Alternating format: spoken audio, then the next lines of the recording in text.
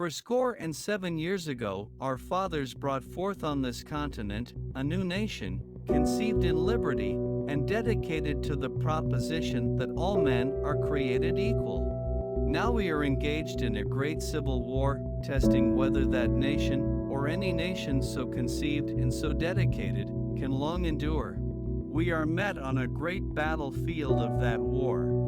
We have come to dedicate a portion of that field as a final resting place for those who here gave their lives that that nation might live.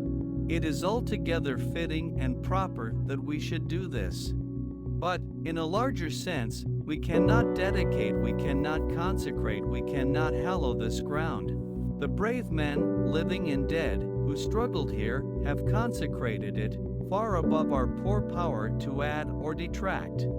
The world will little note, nor long remember what we say here, but it can never forget what they did here. It is for us the living, rather, to be dedicated here to the unfinished work which they who fought here have thus far so nobly advanced. It is rather for us to be here dedicated to the great task remaining before us, that from these honored dead we take increased devotion to that cause for which they gave the last full measure of devotion, that we here highly resolve that these dead shall not have died in vain, that this nation, under God, shall have a new birth of freedom, and that government of the people, by the people, for the people, shall not perish from the earth.